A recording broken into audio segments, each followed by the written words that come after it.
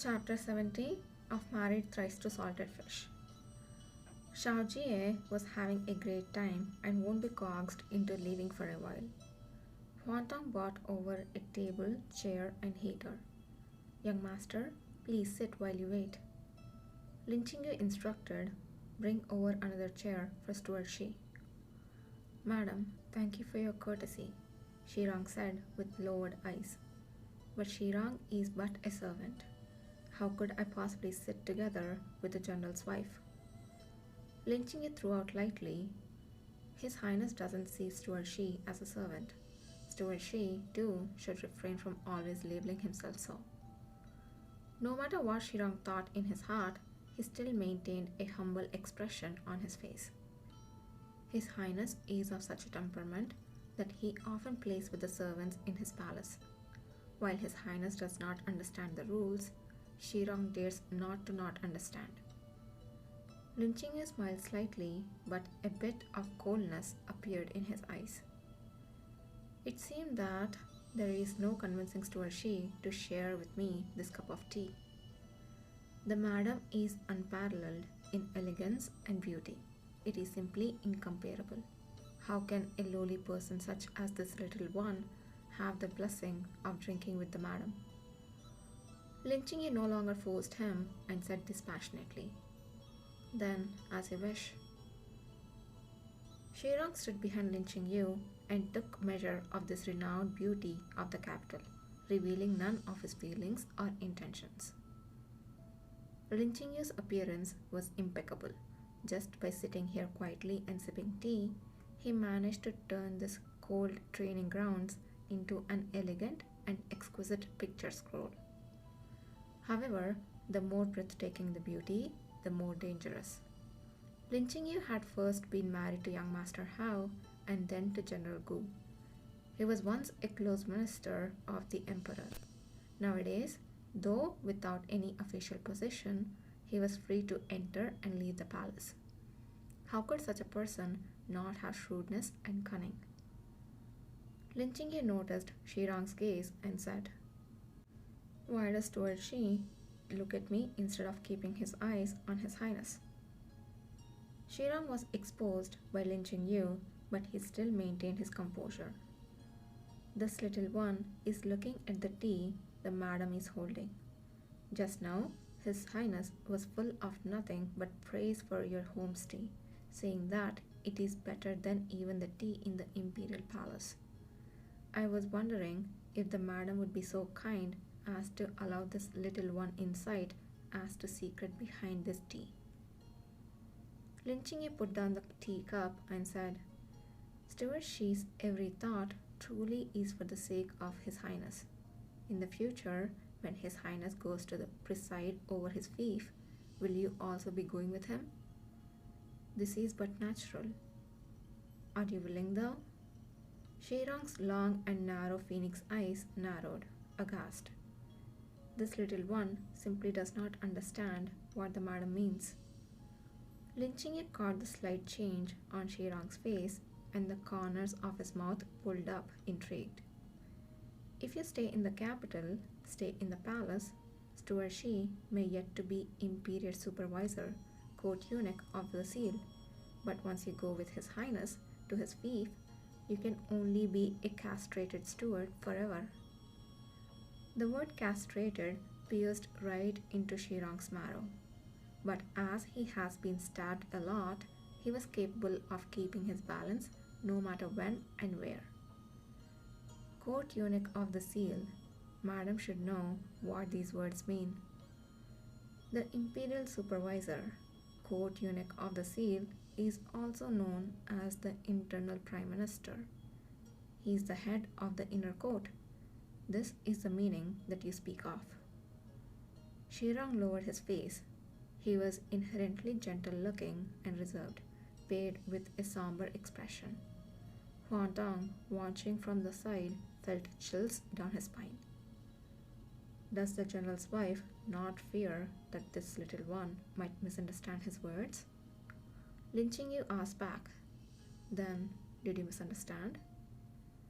When speaking to a wise man, one need only touch upon a topic obliquely. Shirong obviously understood what he meant, but he remained silent, feigning ignorance.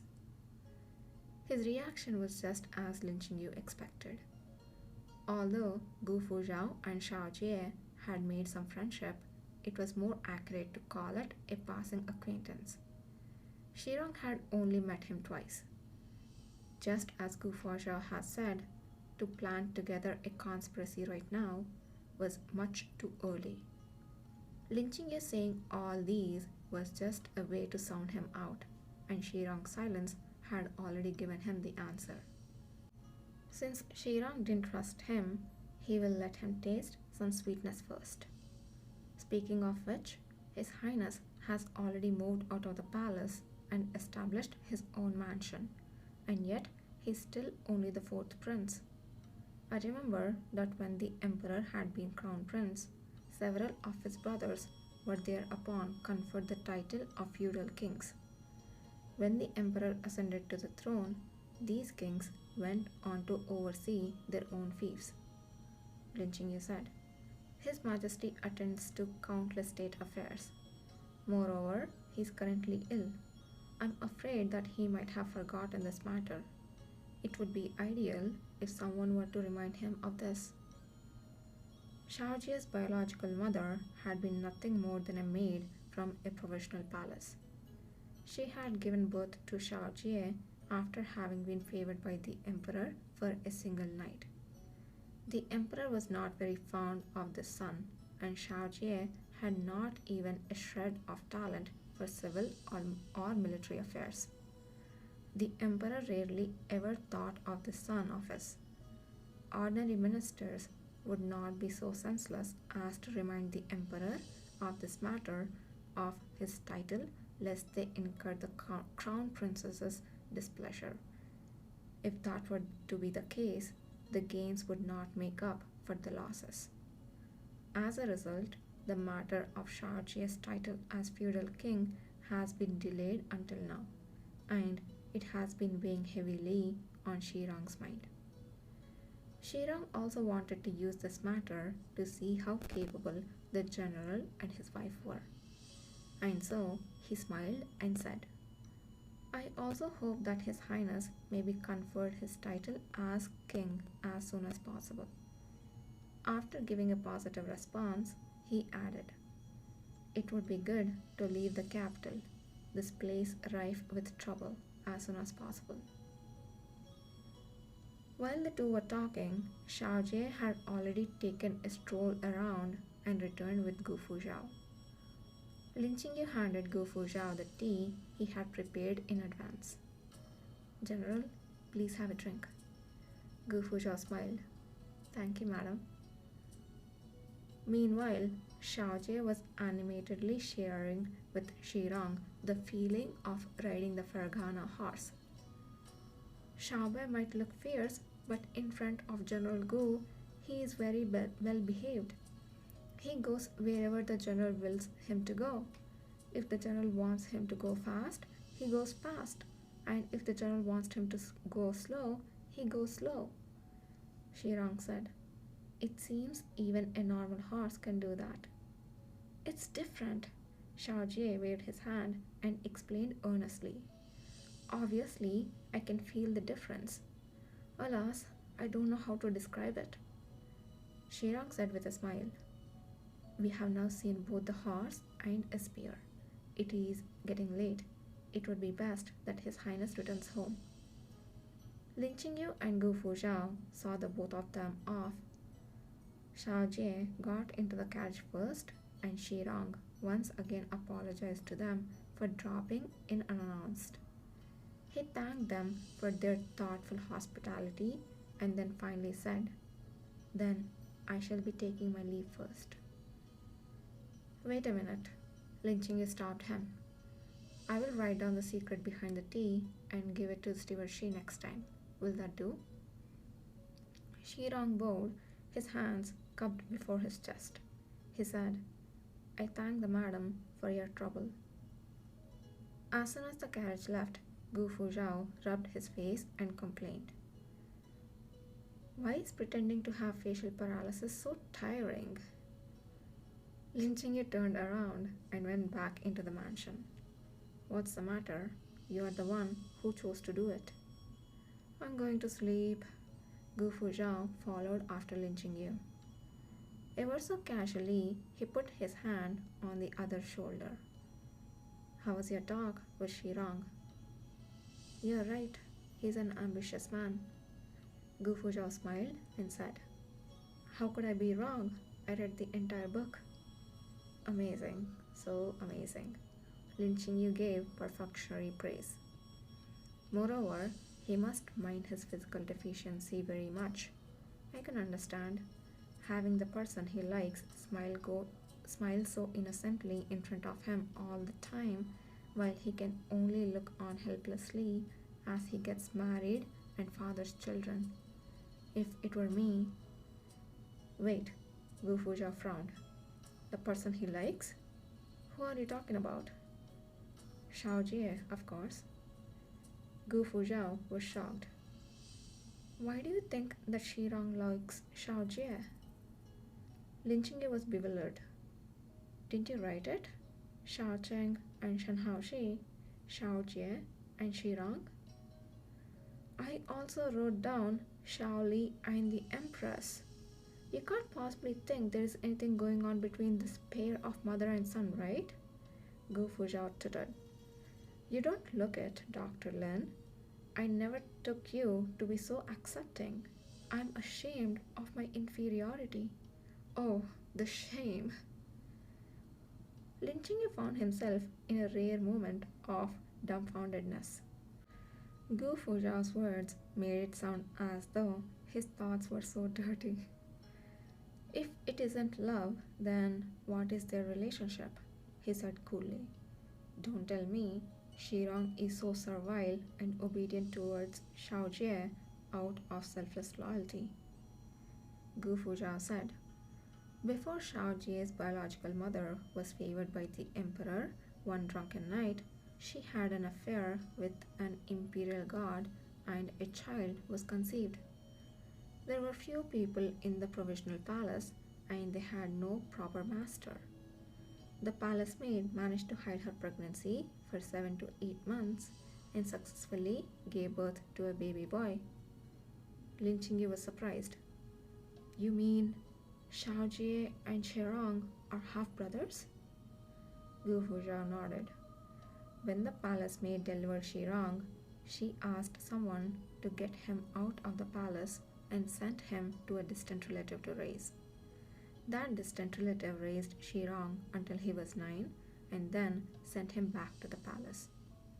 After Shirang was castrated, he became Shao Jie's personal little eunuch. However, when all is said and done, these two are only supporting characters, and there is not much written about them in the book. How Shirang regards Shao Jie, only he himself knows. Does Shirang know of his own identity? He knows, but it's because he knows that he protects Shao Jie. As he kept protecting him, his ambitions grew. They were born from the same mother. For what reason should one be a prince and the other a eunuch?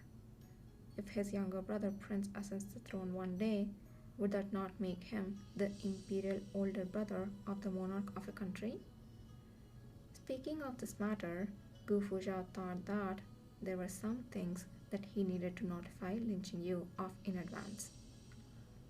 Qingyu, at the end of the original book, Huai's refusal of the monarch, Shirang continued protecting Shao Jie, and in the end, he went with Shao Jie to his fief. I told you before that Shirang is a smart person, and he won't easily be controlled by others.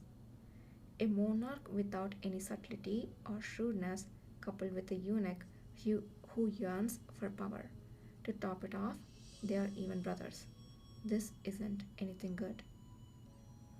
Lin Qingyu knew what Gu Fuzhao wanted to imply. He asked, then in the original book, was Shao Cheng a good emperor? Gu Fuzhao smiled sarcastically. The author didn't write it in detail, only briefly mentioning that after Shao Cheng made Shen Haoshi empress, the Dayu prospered and all nations came to pay tribute. Qingyu, if you are someone who care about the people of the country, you should let him go, so as not to impede the fortune of the country. Lin Qingyu said indifferently, according to what you said, then Jiang Ke shouldn't have gone to assassinate the king of Qin, so as not to interfere with the Qin's domination of the world. Gu Fuzhao raised his eyebrows. I didn't say that. Lin Qingyu sneered. If I really do manage to raise Shao Jie to the throne, I will, of course, watch over the two brothers. If they won't be willing to listen, then I will have them change to someone who will. Shao Jie isn't the only one with the surname Shao. Then it would be better if you were to become emperor yourself, Gu Fuzhao said, drawn out and unhurried. How did that saying go? Better seats than nobles and ministers, right? Lin Qingyu glanced at Gu Fuzhao, his expression brightening. There is no joy to be had in doing bad things when you are the emperor. It's boring. Lin Qingyu returned to the study and called Huan Tong. Deliver a visiting card to the Nanan House mansion. Tell them the death anniversary of young Master Hao is soon and I wish to go and light incense for him. Huan Tong was surprised. Has it already been an year since young Master Hao departed? Huan Tong felt a sense of loss. The days go by so fast. In addition to Lin Qingyu, Hua Lu too kept in mind Lu Wancheng's death day, and she had long prepared a sumptuous offering.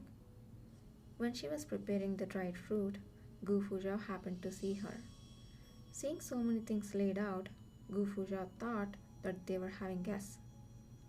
Hua Lu was unsure whether to inform the general of young Master Hao's coming death anniversary, and she cast hesitant looks towards Lin Qingyu. Lin Qingyu asked, Did you forget? Gu Fuzhao said, Did I forget what? Lin Qingyu hesitated for a moment.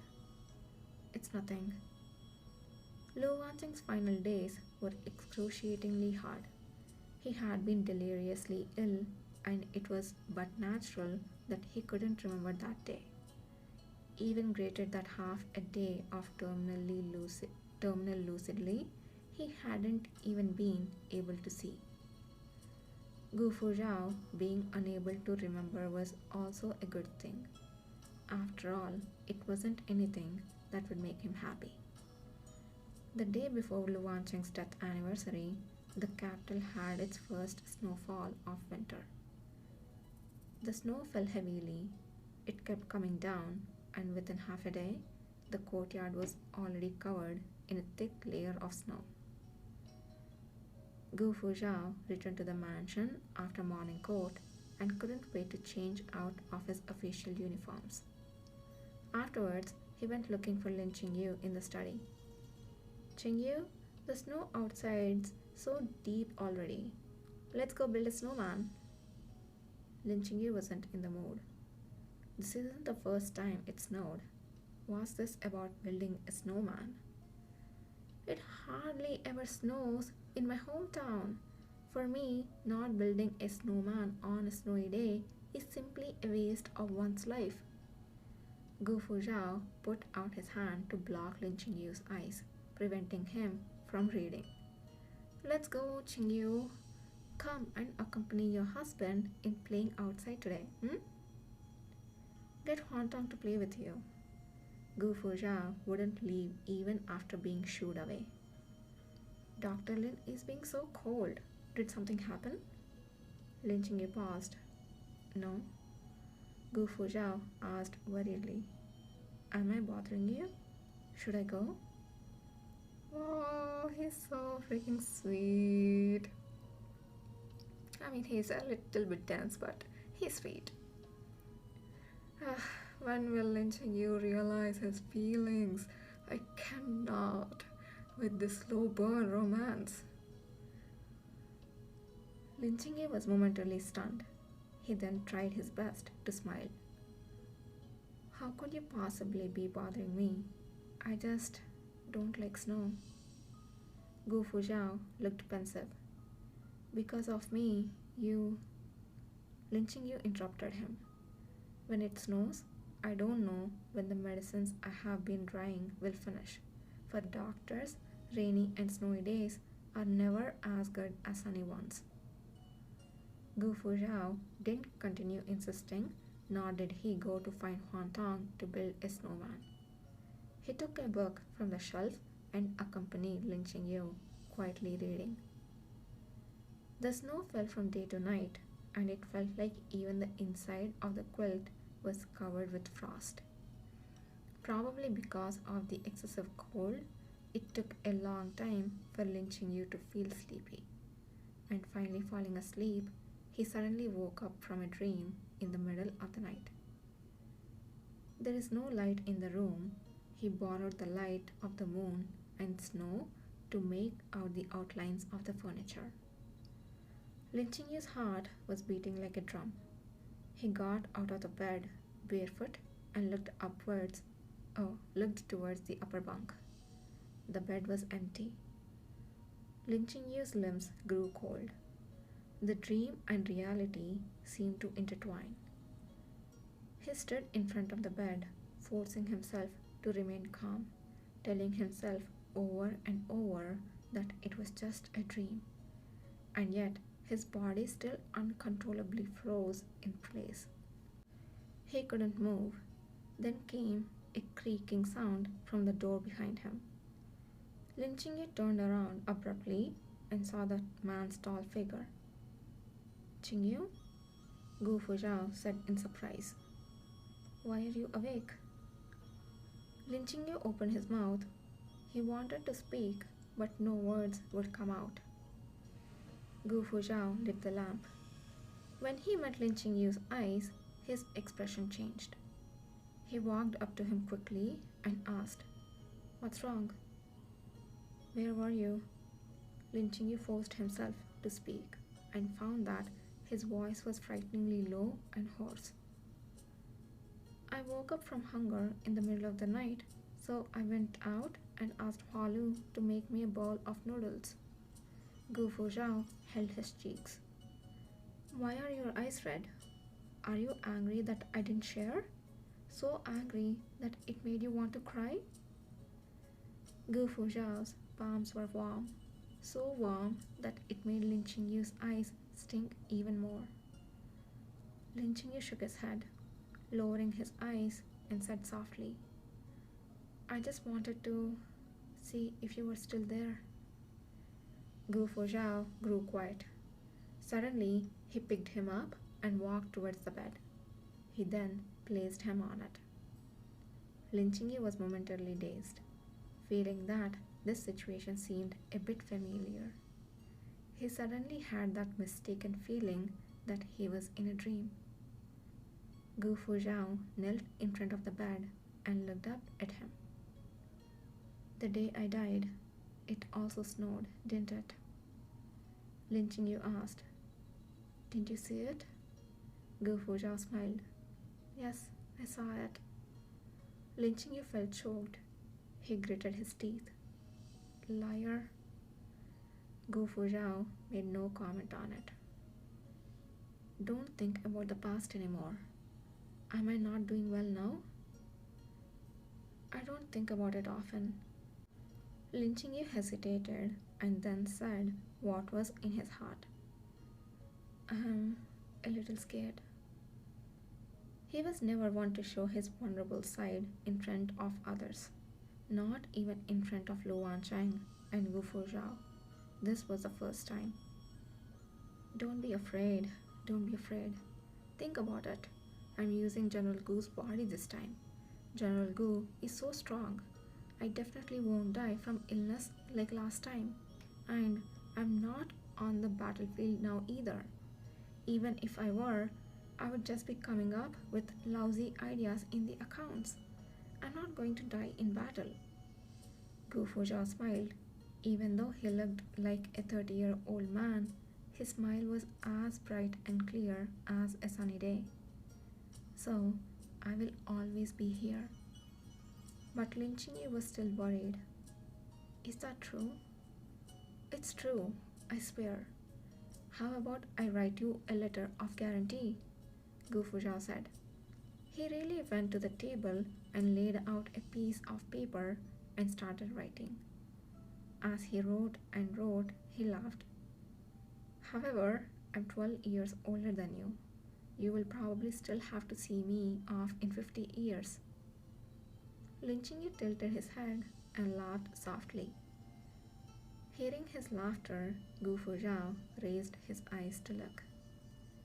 The ruthless and wicked beauty sat on the bed, a slight smile at the corner of his lips, his eyes a deep, vast pool, looking at him tenderly. Oh my gosh, get married already. Oh no, they're already married. Oh my gosh, get together. You guys are in so much love. Like, you love each other so much.